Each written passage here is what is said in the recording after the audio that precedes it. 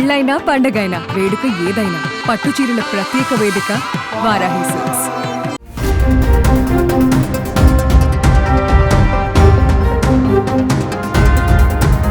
కట్టుకున్న భార్యను కత్తితో అతి కిరాతకంగా పొడిచి అదే కత్తితో ఆమె మృతదేహాన్ని ముక్కలు ముక్కలుగా కోశాడు భర్త రూపంలో ఉన్న నరహంతకుడు. ఆ ముక్కలను కుక్కర్లో వేసి ఉడికించి ఆ ముక్కలను 3 రోజుల పాటు ఎండబెట్టి రోకలితో దంచాడు. ఆ పొడిని తీసుకెళ్లి ఓ చెరువులో పడేశాడు దుర్మార్గుడు. ఒళ్ళు గగుర్లపాటుకు గురి చేసేలా ఉన్న ఈ ఘోరం హైదరాబాద్ మీర్పేటలో కలకలం రేపింది.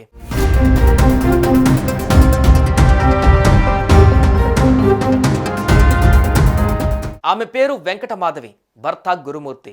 2 పిల్లలతో కలిసి జిల్లలగూడ పరిధిలోని న్యూ వెంకటేశ్వర నగర్ కాలనీలో ఉండేది.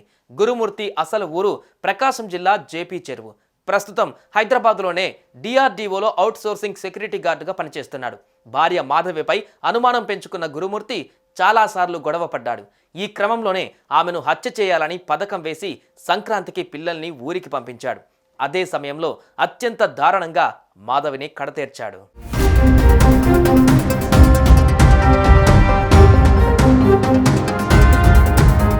భార్య ఎవరితోనో వివాహేతర సంబంధం కొనసాగిస్తుందనే అనుమానంతోనే ఇంతటి ఘోరానికి పాల్పడ్డాడు గురుమూర్తి. ఈ నెల 18న తన భార్య వెంకటమాధవి కనిపించడం లేదని భర్త గురుమూర్తి భార్య తల్లిదండ్రులతో కలిసి పోలీసులకు ఫిర్యాదు చేశాడు. ఈ ఫిర్యాదు పైన కేసు నమోదు చేసిన పోలీసులు దర్యాప్తు చేపట్టారు. దర్యాప్తులో పోలీసులకు షాకింగ్ విషయాలు తెలిశాయి. భార్యాభర్తలు గురుమూర్తి వెంకటమాధవి మధ్య గత కొన్ని రోజులుగా మనస్పర్ధలు ఉన్నాయని, తరచూ గొడవ పడుతుండేవారని పోలీసులకు తెలిసింది. దీంతో భర్త గురుమూర్తిని పోలీసులు అదుపులోకి తీసుకొని విచారించారు. దీంతో గురుమూర్తి అసలు విషయం చెప్పాడు.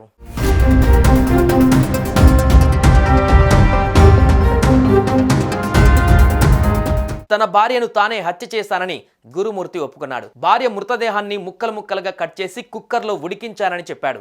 అనంతరం ఆ ముక్కలను జిల్లలగూడ చెరువులో పడేసినట్టుగా చెప్పాడు. గురుమూర్తి చెప్పిన విషయాలపైన పోలీసులు ఆధారాలు సేకరిస్తున్నారు. మృతదేహం ఆనవాళ్ల కోసం పోలీసులు గాలింపు చేపట్టారు. గురుమూర్తి గతంలో ఆర్మీలో పనిచేసి రిటైర్డ్ అయినట్లుగా పోలీసులు గుర్తించారు.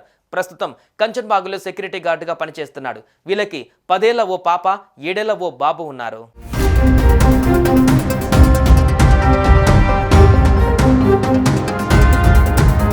తేదీ 18/1/2025 నాడు సుబ్బమ్మ, భర్త పేరు వెంకటరమణ అనే మహిళ ఫిర్యాదురాలు పోలీస్ స్టేషన్కి వచ్చి ఫిర్యాదు ఇవ్వడం జరిగింది.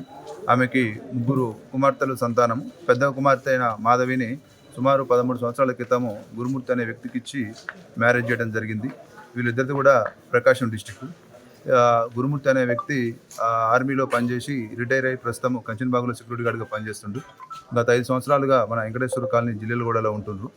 ఉన్న తర్వాత ఫిర్యాదు ఇచ్చిన సుబ్బమ్మ దాంట్లో ఇచ్చిన కంప్లైంట్ ఏందనగా 16వ తారీఖు ఈ నెల జనవరి 16వ తారీఖు తన కుమార్తె మాధవికి, అల్లుడికి గురుమూర్తికి ఇద్దరికి చిన్నపాటి గొడవ జరిగిందని, ఆ గొడవ జరిగితే మధ్యాహ్నం 12 o'clock ఆ సమయంలో ఈ మాధవి ఇంటి నుంచి వెళ్ళిపోయిందని చెప్పి ఫిర్యాదు ఇవ్వగా ఆమె ఫిర్యాదు మేరకు కేసు నమోదు చేయడం జరిగింది. అటు కేసు నెంబరు 81/2025. అటు కేసు విచారణలో ఉంది. దర్యాప్తు చేస్తున్నాము.